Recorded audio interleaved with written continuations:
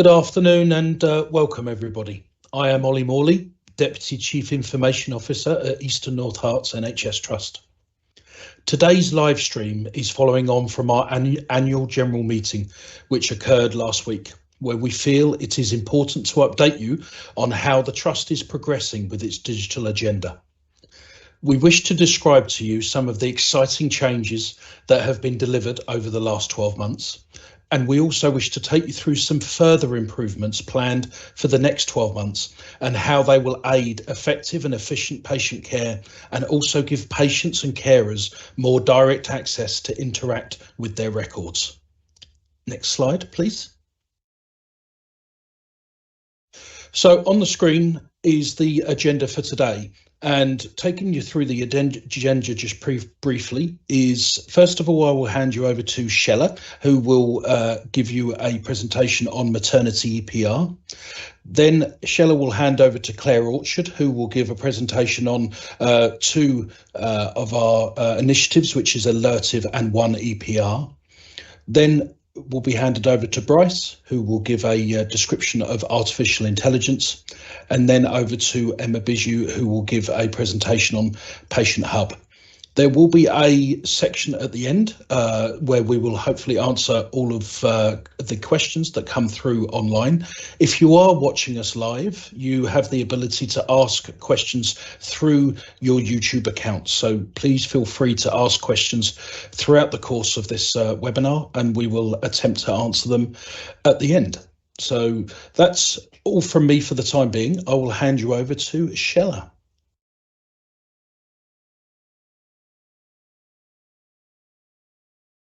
Right, good afternoon, everybody. So my name is Shella Sandoval, and I am the Chief Nursing Information Officer for the Trust.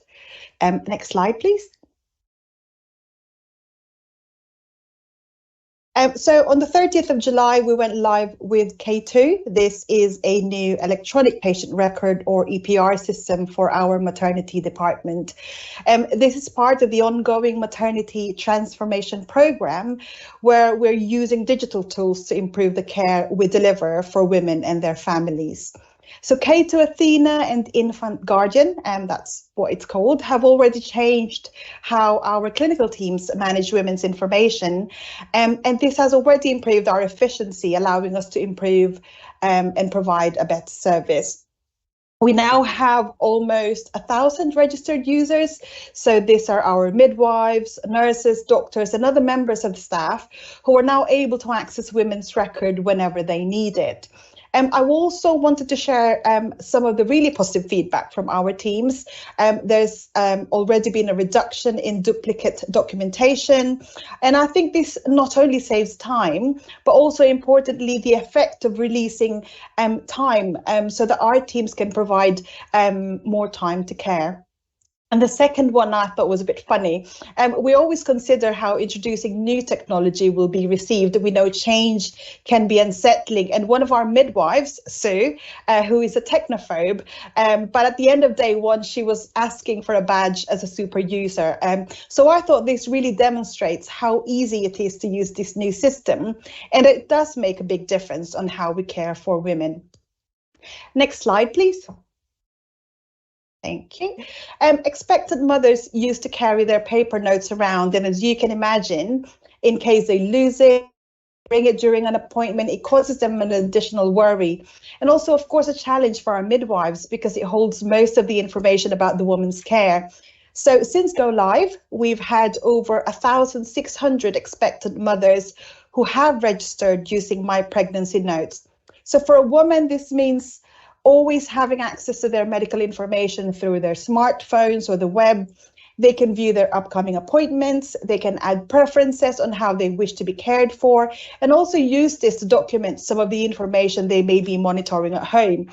So for example, their blood pressure, their temperature, their blood sugars if they are diabetic, and so on. And thought I'd share some really interesting facts for you. Since go live for the month of August alone, we've had 355 mothers 363 babies, including 8 sets of twins, who were cared for using this new maternity electronic patient record.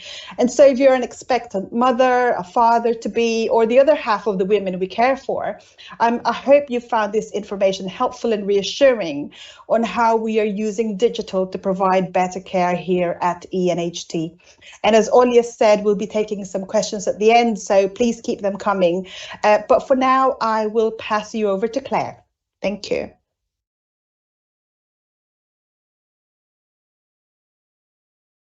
Good afternoon, everyone. My name is Claire Orchard. I'm Digital Director of Solutions and Delivery at the Trust, and I've got 2 updates to do today, the first one being Alertive. So next slide, please.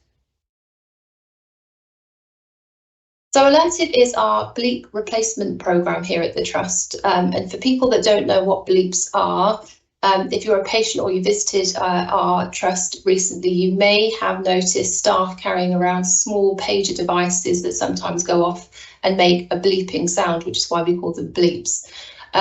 Pagers are quite legacy technology.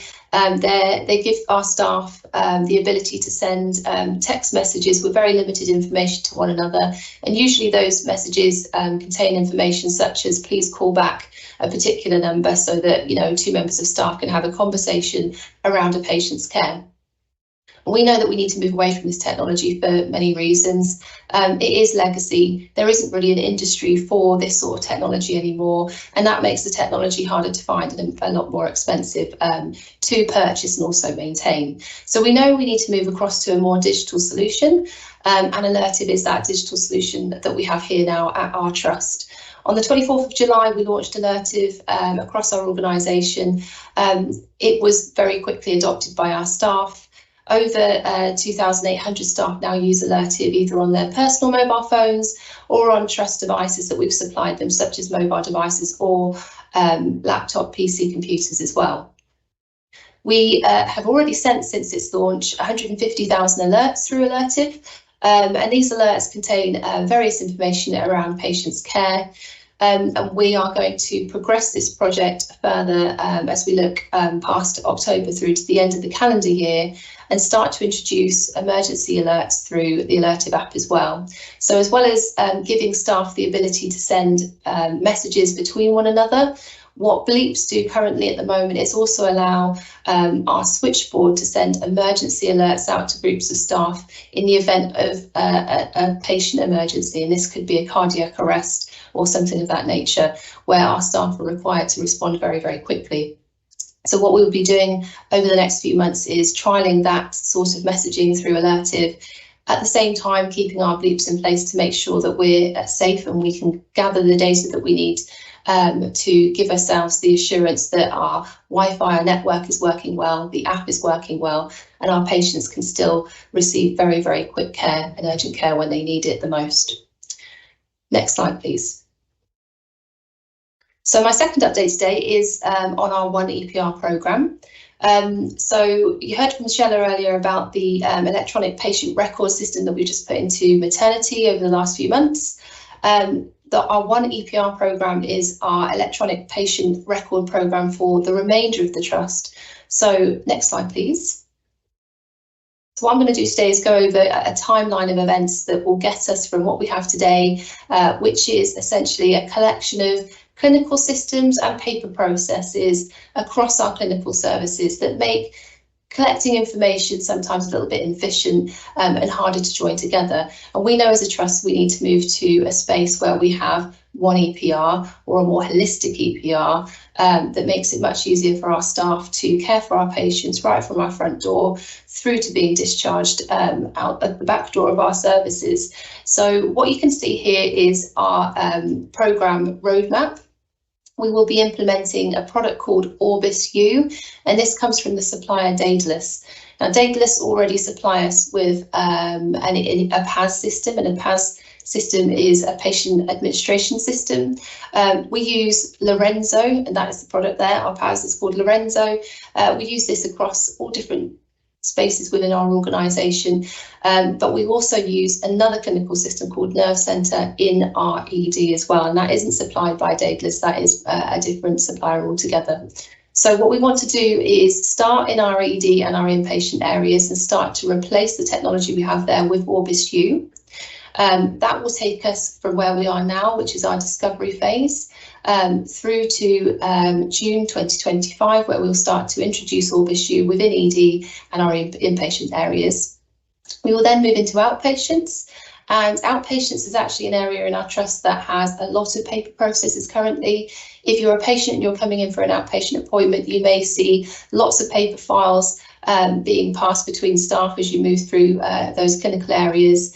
That's an incredibly inefficient process. If you think about it, in the modern world today, we need to take medical records from our storage areas, transport them across to our trust, use them in our clinical environments, and then transport them back again. Of course, today we expect to have all our information digital, and that makes it much quicker to access, and it also makes it a lot safer as well. So within outpatients, we will be introducing Orbis U, and removing those paper processes. I've also put a reference in there to EDMS, that's an electronic document management system.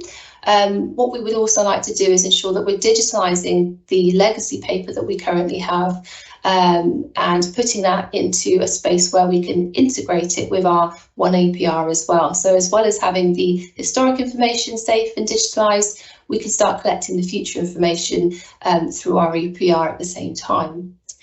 Once outpatients is completed, we'll be moving on to theatres and ICU and doing a very similar process there to make sure that we're aligning everything with our Orbis U EPR. And finally, as we look to the far future, what we would like to do is come back and look at that Lorenzo application that we're currently using as our PAS, and upgrade that as well so that we can bring it in line with our Orbis U product. So lots and lots of work to do over the next few years. You may see changes as you come into the trust and different systems being used, but this is essential for us to do to ensure that we're giving our clinicians the right access to information as quickly as they need it, and also integrating our EPR with applications that we know you as patients may be using out there to look at your appointments and change your appointments so that you're able to access that information in a digital manner as well, which we know a lot of people expect these days. We know some people might not want to have everything in a digital app,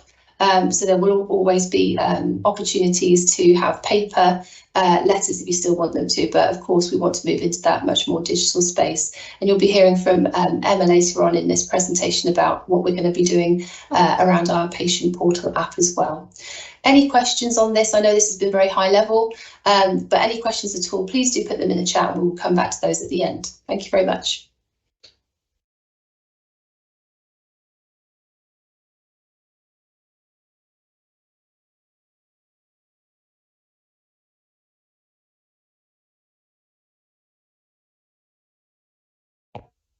Oh, and sorry, I'm the first person to fall foul of them. Your mic is still muted. Apologies for that.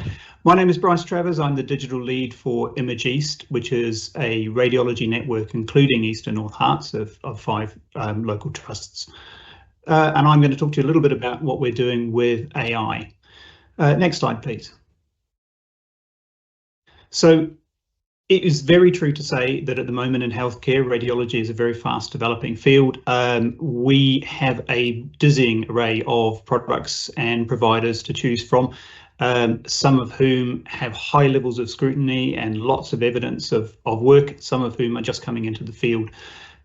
We are working very closely as a network and as a trust with NHS England to look at, evaluate and deploy solutions which will assist us in diagnosing cases for our patients. And I'll give you a couple of examples on here. One is Red Dot Chest X-ray AI, which we took live in August of this year. So every chest X-ray now goes through the algorithm which looks for suspected lung cancer, and it does that in less than 10 seconds. We then use that as a flag to prioritize our reporting queue. So rather than it just all being in the same sort of list of let's do it in order, we immediately flag up those cases which we think are suspected lung cancer. It's a very useful solution for our radiologists. You can see the pictures behind show a heat map of where the algorithm has detected lung cancer.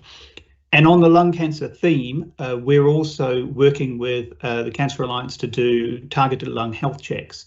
Now, this is a really exciting service where people who are at risk, there's an age and smoking. If your GP does say to you, please, would you participate in a targeted lung health check, do so, because what we're finding there, because the AI that's involved there is looking at the lung CT and checking for lung nodules, it can also go back to any prior CTs that you've done to be able to see how those lung nodules have grown, if they have, and being able to flag up immediately any issues and any cancers that we've got. And we are detecting cancers much earlier using these solutions, and being, the earlier you detect your cancer, the better your chances are. So it's a very exciting field for us at the moment. Next slide, please. So just to expand a little bit on the network, so we are 5 trusts, including East and North Herts. There's a lot of work going on, not just digitally, but in processes and shared ways of doing things and using resources across the network. We've deployed several solutions so far. We're in the middle of launching an image sharing and reporting solution, which will allow us to use specialists across the network to report cases for our patients very quickly. We are in the process at the moment of deploying another lung CT AI for general use rather than just targeted use. This will actually allow us to run all of our lung CTs through an AI and prioritize and do some of the work that our radiologists will be sitting at their reporting workstations, spending 10 minutes measuring things on screen, making sure everything adds up, whereas an AI can do that work in about 2 minutes. And the more time we save on that, the more time our radiologists have to report other cases and make sure that we're not delaying care. Supporting that is a new platform which will allow us to connect to AI much more quickly and much more easily. Some of the issues that we've had up until this time is each individual AI is normally provided by a company. That means we need to do another connection from our radiology systems through to that provider.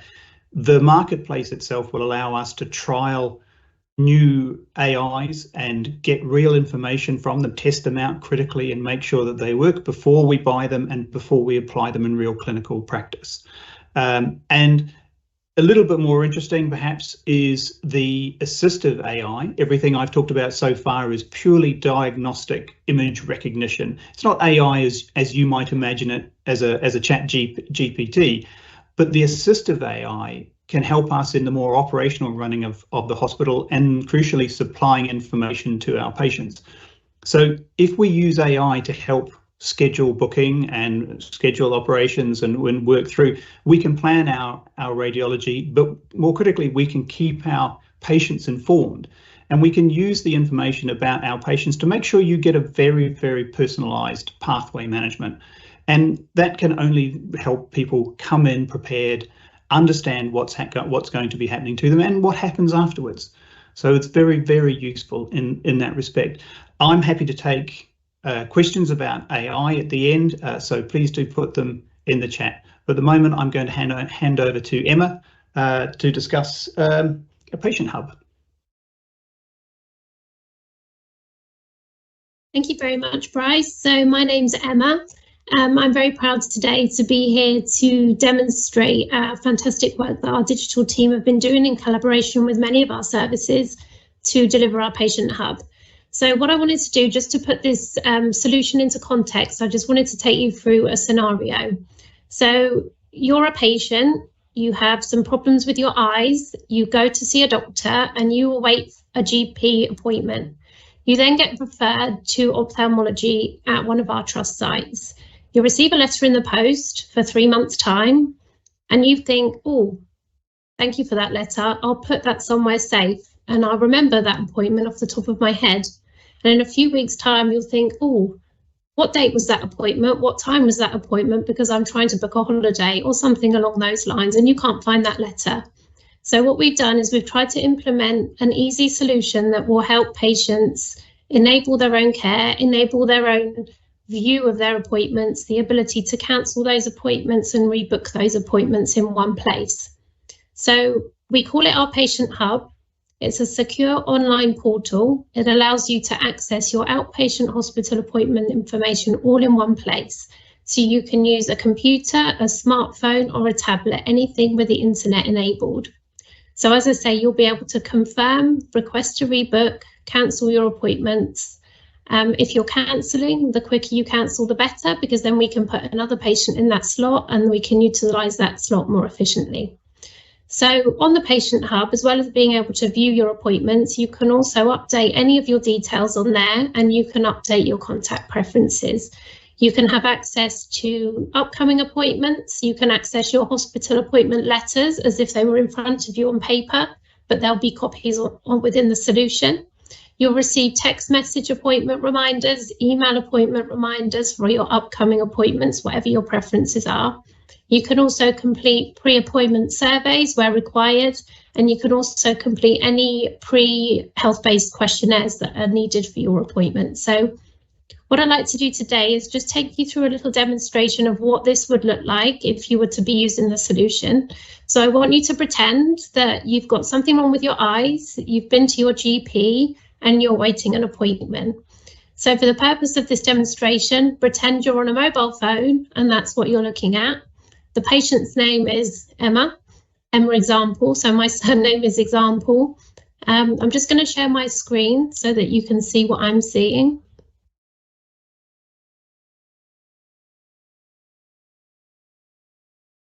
So this is your screen. So pretend this is your mobile phone.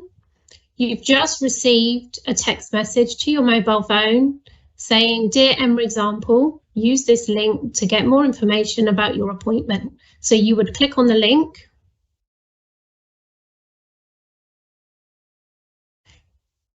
You will then see this sign in with your mobile phone number. So for the purposes of this demonstration, obviously, I don't want to share my mobile phone number with the world, so I've just blurred this out. But for the purpose of the demo, this is where you would be putting in your mobile phone number.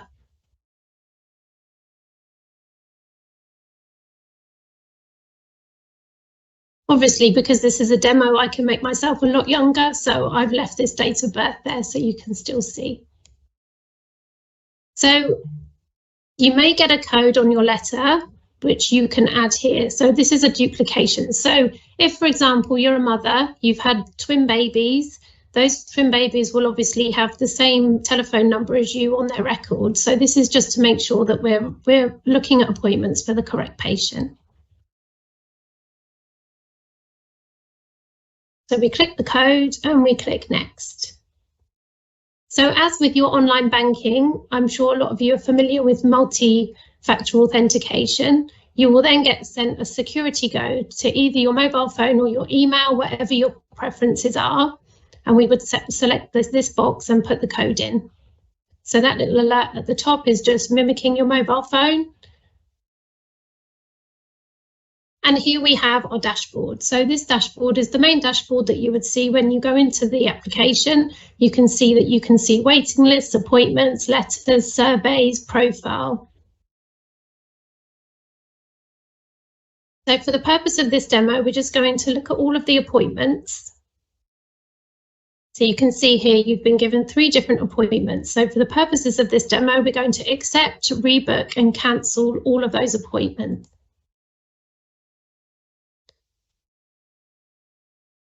So here we're going to accept this appointment. You can see that when you've accepted it, you can see maps, you can see any information in relation to your appointment. The next one, we're going to rebook this appointment. So here we can select a rebook reason. So some people feel that this may not be relevant and why should I be telling the hospital why I want to rebook? However, you can select options. For example, I'm on holiday. And if you are on holiday, you can select the times that you're available from and to. Well, you're not available from and to prevent us booking an appointment within those times. That means that you have to rebook yet again. So this is just ensuring you don't receive another appointment that you can't attend. Then we just confirm at the bottom.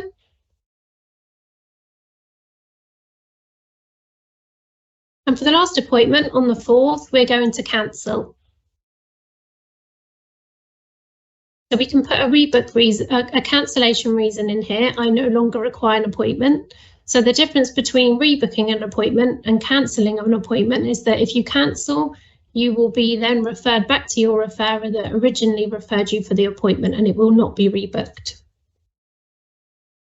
We then confirm.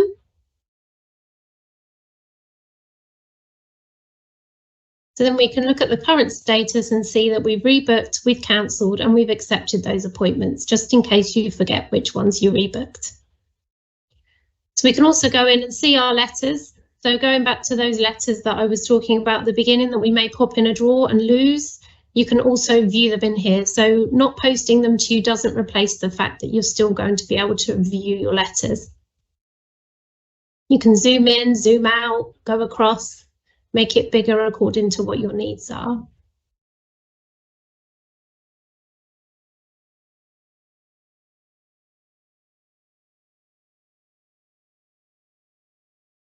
So I'm just going to stop sharing.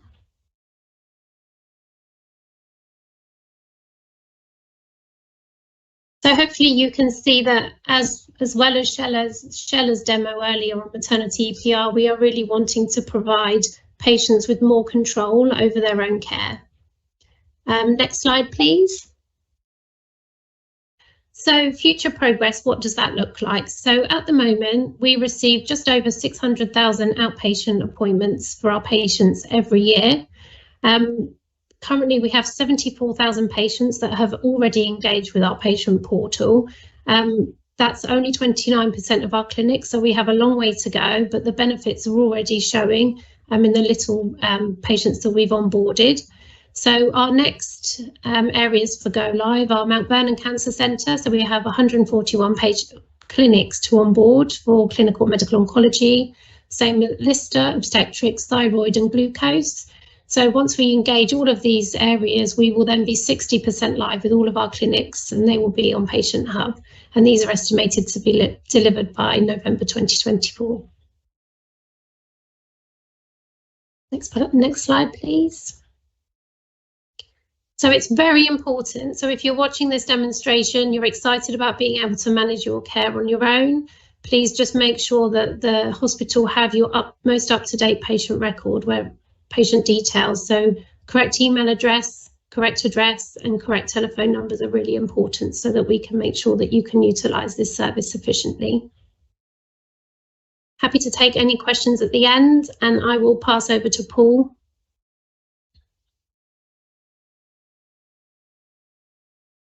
Thank you, Emma. Thank you for that. And thank you to the panel for taking us through all of those subject areas. As has been said throughout the presentations, if you do have any questions, and please do post them on YouTube. Thank you for those who've already done that. We've also got some questions which were sent to us via email and other means. So I'm going to go through those questions, but again, keep that flow going. So let me go back to the start and the questions that we've got. And I'm actually going to, the first question is going to be on a topic which we started on, which is around maternity EPR. The question is, I don't have a smartphone or access to the internet. How can I access my notes? I guess that's a question for Shella. Yeah, I'm happy to take that question. So yeah, I think it's a really good question. Of course, we recognise that this is a worry, and we don't want anyone to be disadvantaged if they don't have any access. And we've got multiple ways of trying to address this. First, we're able to continue using paper notes. At the same time, we partner with our local charities to help us in supporting women during this time. This may mean that the charities would provide access either via a device or a SIM card, at least for the duration of the woman's pregnancy and follow-up, so that they can also benefit from this digital innovation. I hope that answers the question and reassures the person who asked that question. Thank you. Thank you, Shella. Yes, and actually, there's a linked question, which I'd like to ask, if I may, whilst we're on the subject. And you'll see all the speakers on the screen now. So any question for any of these topic areas or anything else that you want to ask a question regarding digital, please feel free to ask that. But Shella, a second question: who else has access to my notes now that it's become electronic? Yes. So only members of staff who are trained and approved to use the Maternity EPR system will have access to it. And only those who are involved in your care are allowed to access your records. So I think the advantage of an electronic patient record is that we can actually track who's looking at the records at any given time. So this actually is an additional safety mechanism that, you know, this digital innovation has introduced. Excellent, thank you, Shella. I'm going to change topics now, if I may. We do have some questions around artificial intelligence, and I shall ask one now, if I may. It's on a similar topic. It's the questions come through which says, is my personal information being collected by the AI you're using for reporting radiology? This is a question we get quite a lot. So for the example I gave of Red Dot, which is the AI we use for chest x-rays, we don't actually send any information other than the hospital number. So you all have a hospital number to identify, and an accession number, which is the X-ray number. Then we also send the gender and age of the patient, not the date of birth, but the age. We have to send that information to allow the AI and any checking radiologists to be able to have a good look at it. But we don't send names and we don't send addresses. AI is not collecting data. The AI that we're using for diagnostics at the moment is simply looking at the pattern of pixels on the screen and looking for identified groups of patterns that make up what it has learned as a cancer. Thank you, Bryce. Moving on again to another topic, so thank you for sending the questions in. This is a question around Patient Hub, which I'd like to put. What are the benefits for both staff and patients of using Patient Hub? Ooh, well, I will take that question. We could probably talk a lot about the benefits of using a Patient Hub for both our patients and staff. So one of the things that we are benchmarked against within the organisation is our DNA rates, which means our do not attend rates. So if a patient doesn't turn up for an appointment that hasn't previously cancelled or rebooked, our target is 5%. So already within the 26% of clinics that we have gone live with Patient Hub, we're seeing an average decrease of 0.25% reduction in patients that don't turn up for their appointments. And whereas this sounds quite small, we are still only live with a few of our patients, and our target is very low. Areas that are not live with PEP seem to be having an increase of DNAs to around 1.96%. So that's one of our main benefits of using a patient portal. The patients can access them, as I said, on their smartphone, tablet, laptop. So you can access your appointments on the go, whether you're at home, at work, on the train. You're less likely to miss your appointments because of we know that there's always delays in the post. You may receive your letter late. You can choose your own preferred methods. For staff, I guess we can utilise the insights into our operational data by monitoring the appointment data in real time, so we can better allocate our clinical resources to other work. We can also optimise our staff utilisation, so we can tackle backlogs in elective care by increasing the capacity, as we can allocate resources again more effectively. All your appointments information is in one place. You can automatically add your appointment information to your own electronic diaries, so you do have that functionality on there as well to be able to do that. It also saves a lot of money on just reducing the amount of paper that we use, reducing printing costs and postage costs. So yeah, there's a lot of benefits that can be made by utilising our Patient Hub. So it's a win-win for patients and staff. Yeah. Excellent. And is part of that to give control back to patients to control their own information in terms of their appointments and so on? Is that part of it? Yeah, I mean, I think all patients want to be able to control their care and feel like they're in control of both how they're being managed in terms of their care and actually how they're communicating back to the organisation. You know, instead of having to make a phone call and sit in a queue and wait to speak to someone, you can just do it at your own convenience. Excellent. Thank you, Emma. Moving again, I'm sort of going around the topics just to kind of keep them fresh in everyone's mind as to what we were talking about. I have a question around Alertive, which was our bleep replacement program that was talked about earlier. And one of the questions here is, what is the difference between being bleeped and being messaged on Alertive? I guess that's a staff-facing question, but what's the difference between a bleep and an Alertive? So yeah, that is a staff-facing question, but it impacts patients as well. So I mentioned pages are legacy technology, and they send text messages very limited to characters. Alertive has the ability to send a lot more information through not just a text message. You can send, as much information as you want, typed or spoken as well, because you can dictate into the device at the same time. What you can also do with Alertive that you can't do with bleeps is you can pick up a role.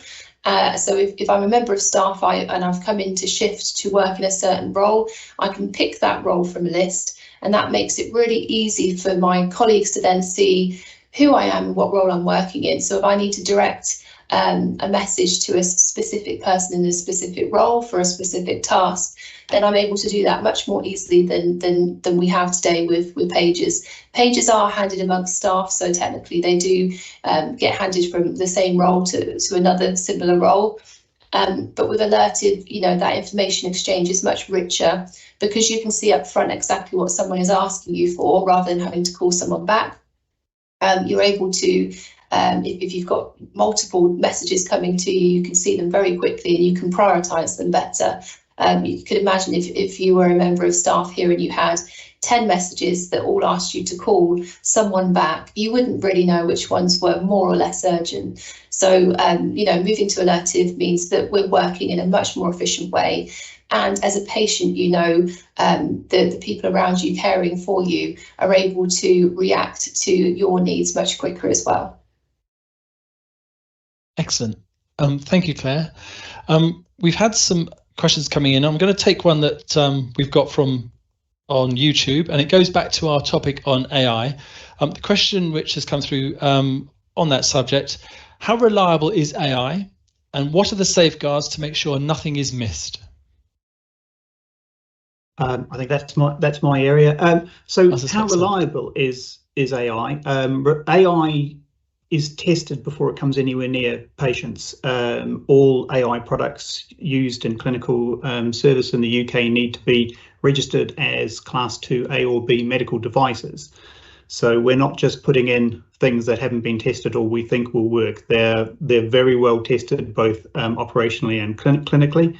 From a reliability point of view, they're all a little bit different, but at the moment they're coming in either just below or just above radiologists, certainly within that scope. And what safeguards are in place? Well, one of the interesting things at the moment, there is no ability for an AI to make an autonomous diagnosis. So AIs are an assistive technology for our radiologists. At the moment, they are just flagging things and saying, look, I think I found this. It will always be a radiologist or a reporting radiographer who goes in and actually looks at the exam and authorises the report. So think of it as having an additional set of eyes look at an X-ray or a CT or an MRI. And I think until AI is proven further, and I suspect it'll be several 100,000 exams going through, the legislation says a human has to report. So the reassurance there is always a human intervention on. There is, yes. Any of that. Excellent. Thank you for that. I'm going to pop back to a more general question here, if I may. Questions around Wi-Fi. What happens if there's an issue with Wi-Fi? Will systems like Alertive still work? Got an open question. Who wants to take that one? I don't mind taking it initially, and by all means, my colleagues can come in and follow up afterwards. So yeah, Wi-Fi is always a hot topic when we're talking about Alertive as a project. The current technology is radio technology. The reason why it's stayed around for so long is because it's quite reliable. But what we're finding actually is Wi-Fi is becoming more and more reliable as time moves on. Here at the Trust, we've significantly improved our Wi-Fi and invested in our Wi-Fi to make sure that all of our clinical systems are much better served. So we know when we move into the realm of actually sending these critical emergency alerts through Alertive, we need to have the right fail-safes in place to ensure that those particular messages are always there and always able to be received by the staff that need them. We will be implementing mobile devices that have SIM cards in them for those particular roles that need to be, the people that need to hold the mobile devices that will receive those emergency alerts. So if there was a spot of Wi-Fi that wasn't quite strong enough, or if we had a complete network failure, those sorts of devices would continue to work, which is really good news. If we were to lose the internet in its entirety, which is very, very unusual in this day and age, we do have proper fail-safes in place. We will be able to send radios out into clinical areas so that staff could still communicate amongst each other. But that's for Alertive. I don't know if any of my colleagues wanted to come in on other clinical Wi-Fi use cases that we could talk about as well. Shella, do you want to come in on that? Yes, please. I totally understand where the concerns are coming from, and that's a really good question to ask. I think from the clinical perspective, a lot of the things that we did to try and prepare for going live for maternity, for example, is understanding what would be our business continuity plans. What happens if these things happen? So we've got a lot of different risks that we've tried to mitigate. One of this is this one in particular, so that we know that we could continue to provide care. So if it means going back to paper for that period of time so that we can identify how we would need to proceed and continue to look after the women, then that's what we have in place. We also have what we call like backups. So we're able to download a certain amount of information that would allow us to continue to look after patients while this period of incident is happening. So we do have business continuity plans to try and mitigate for those eventualities. Thank you, Shella. I'm going to move to another question now, if I may. This is kind of a general question, but there's a specific reference to the patient hub. It says, what happens if I want to opt out or still want to receive a letter in the post? Perhaps, Emma, a question for you.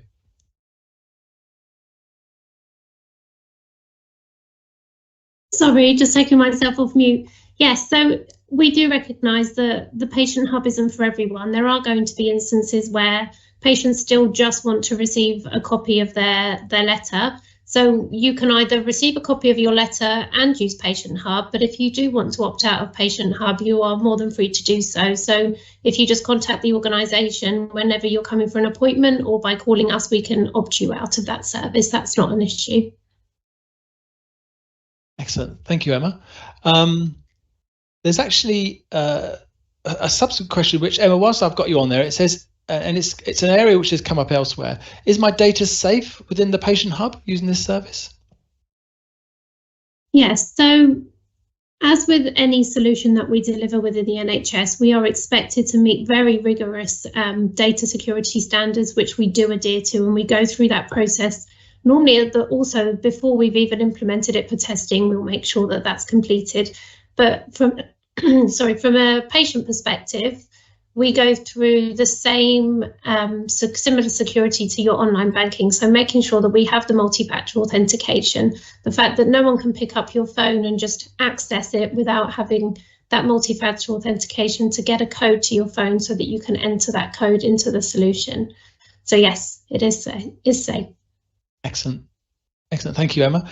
I'm going to go back again, sort of a general question about the fact that sometimes our patients and our service users go to different trusts, but this specifically works or is related to maternity EPR.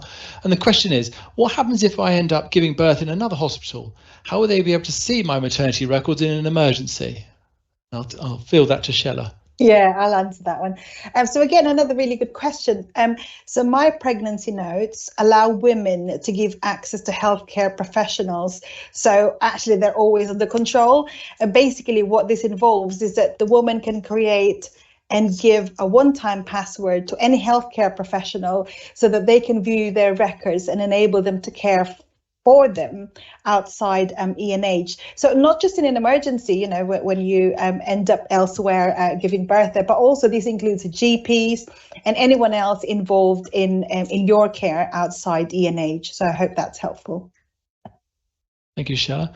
I've got a question regarding Alertive, which I suspect a member of staff has asked, but I shall ask it.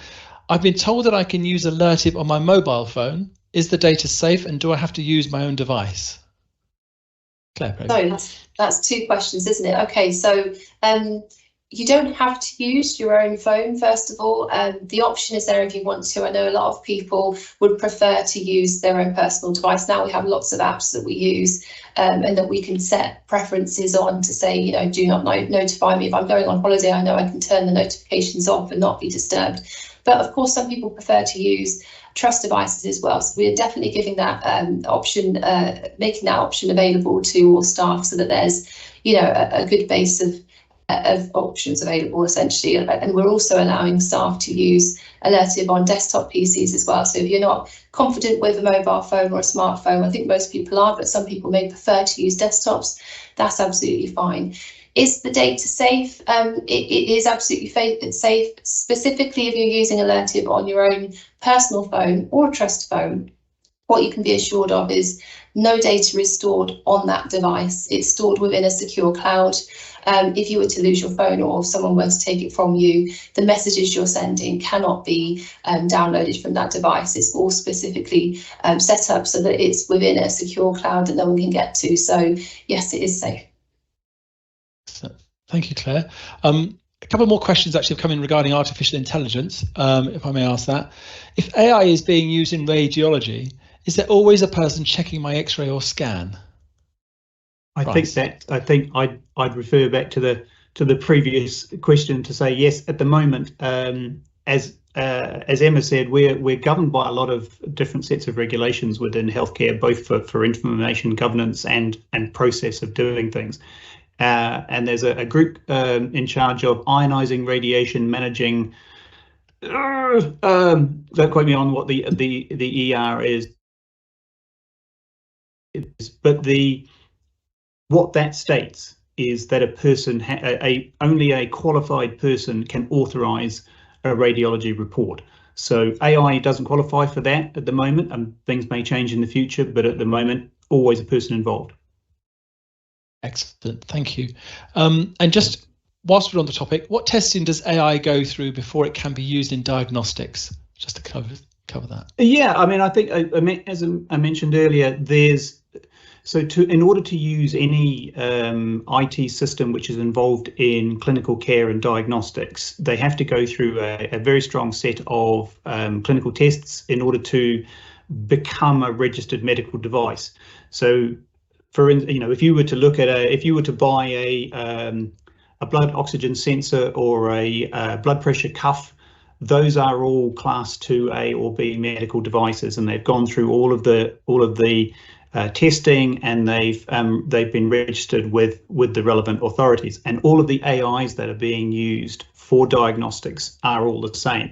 We would also be looking for evidence of what the clinical trials say, what the actual information is, and we test these things ourselves before we put them in. Thank you, Bryce. I'm conscious of time, so if you do have any questions, now's the time to put them into the chat through YouTube, so please do that. Got a couple of other questions that I'll ask of the panel. Here's a question to the panel. With all the talk in the media about cyber attacks and data hacking, how will you ensure that my personal details and patient records are secure? We've touched on that a little bit, but are there any other points we want to make around that subject? Yeah, I'll give an answer to that. Thank you, Paul. Thank you. Collaboratively, all of the NHS takes cybersecurity and information governance very seriously, and each year we are assessed against a number of cyber standards. And with those standards, we carry out regular audits, which are independently verified and undertake continuous technical testing, helping ensure that our data and services are protected.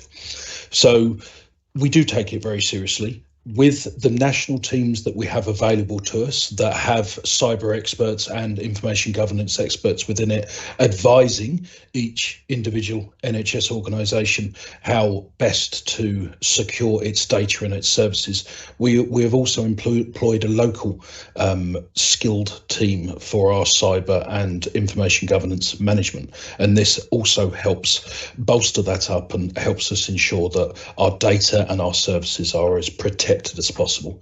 This is a forever changing area, and new risks and new threats come out all of the time, but by us adhering to the necessary standards, monitoring and really seeing what this area is doing on a daily basis and having the staff to check that, it means that we're keeping our services and data as protected as we possibly can. Great, thank you, Ollie. And the final question I have before I hand back to Ollie to wrap up. So if you have any questions, now's your chance. A general question which I like is, what advice would the panel give to someone considering a career in digital healthcare? Happy for anyone to take that question. I think we could probably all have a view on that, and they may well be slightly different views. I'll give it a stab first, if that's okay. For digital across the NHS, and certainly within this trust, we provide work experience opportunities where you can get a taste of all of the services that we provide. We also take university placements and also volunteers, all of which are good ways to gain experience, enabling anyone to consider a career in digital healthcare. Digital is very varied, whether it's project management, becoming a developer, technical support, customer services, training, testing, etc. These are just a few of the many directions somebody can go in their digital career. But for me personally, and I know a lot of my colleagues, working in digital healthcare is very rewarding, because actually you are a cog in a bigger wheel that is the whole of the NHS. But what the NHS does in terms of providing its patient care, helping its community and improving lives, it's something that you become quite proud of. Thank you, Ollie. Anybody else like to come in? Yeah. So I think I second that, Ollie. Oh, sorry. I think we've all. That's right. Clay, Shella was polite by putting her hand up. Go on, Shella. I probably got the most unusual route, because obviously I am a nurse within digital. I think my what I would say to all clinicians, nurses, doctors, midwives, HPs who are interested in coming into working in digital is just be curious. There's various routes how to get into digital as a clinician. It's starting to get a bit more formalized to some extent. There's more training that are available now, either as a master's or PG dip within the NHS digital framework. But I think it's about being curious. If you understand how digital affects you as a clinician, that's your starting point. You will see, and you do see, the benefits as a clinician when you're working in front of patients. And sometimes we're the first to moan to say this really is a challenge. But if you're curious and you get involved, then that's your first step to participating and contributing towards digital. Thank you, Shella. Claire? So on the flip side, to Shella there, that if you're not a clinician, if you don't have experience in the NHS or in healthcare, but you are a digital specialist, or you've got a technology background, actually the NHS and specifically hospitals are really, really interesting places to work, because there is absolutely every technology you could ever think of kind of put into one organisation. So there's always something interesting happening, a lot of opportunity to horizon scan and to suggest and make improvements as well. So please don't be put off if you haven't got a healthcare background, but you want to get involved in that as an industry. It's hugely rewarding, as Ollie said. You might not be directly giving care to our patients, but you will be definitely a very important part of the overall service that we provide. So you wouldn't regret it if you did get involved. Thank you, Claire. And Bryce, I think you had your hand up at that point. Yes, I did. And what I would say is, I mean, I've been implementing IT systems into the NHS and healthcare for 25 years now. And what I'm seeing with the developments of everybody having a personal device, everybody being able to do things, it's not just the numbers, it's not just the coding, it's not just the project management. Also think about the psychology of using interfaces and how we develop those things. The NHS is not just hospitals. I've put systems into primary care, GPs, all sorts of different places, mental health trusts. It's a vast and varied area, and if you're interested in it, I think the best thing to do is go and look at NHS jobs. But also, there's so many companies who are providing systems to the NHS. Just get in there and have a look at it, because Ollie's correct. It's an incredibly rewarding career.